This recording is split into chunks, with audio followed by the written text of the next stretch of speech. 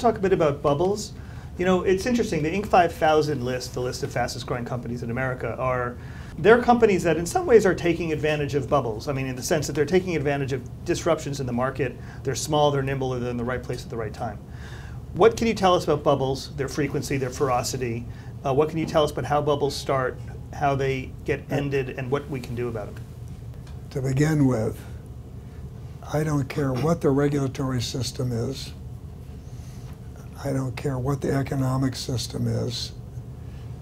As long as you have people that give in to bouts of panic, and as long as you have banks and financial markets, you'll have excesses and you'll have bubbles from time to time. That's the first thing I'll say.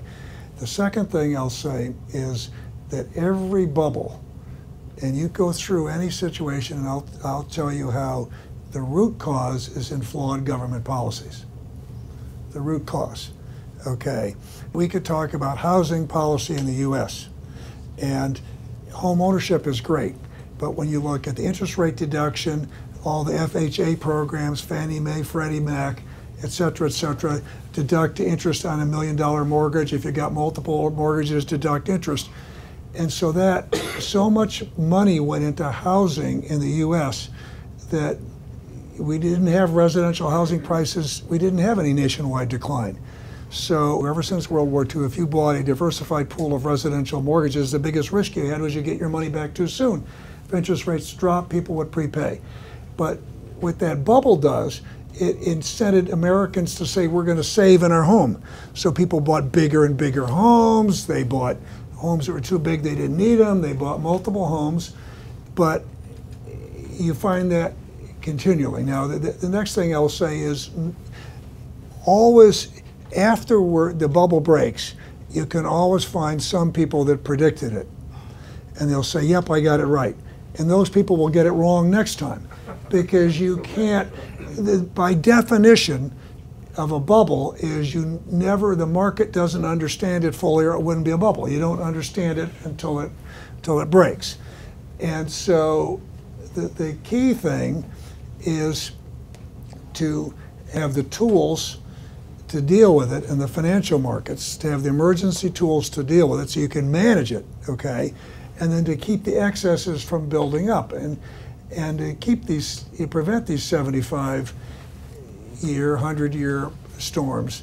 And I know nothing other than just basic fundamental government policy. I'm not saying the banks didn't make a lot of mistakes, because they did. And on the one hand, since the beginning of time, the banks have taken just about 100% of the blame, even though it's been flawed government policies. And again, not wrong, because they can be better and you clean up the bank's mistakes. But it is wrong if you don't focus on the root causes. Because you don't focus on the root causes, you'll be back again.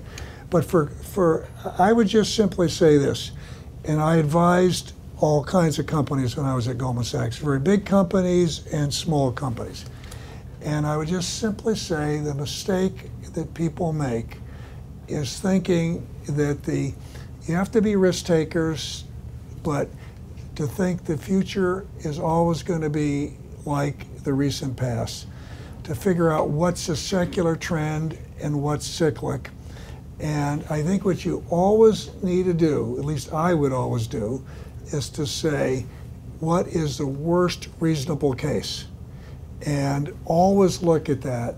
And when you put your capital structure in place, it's always a lot, equity is better, safer than debt.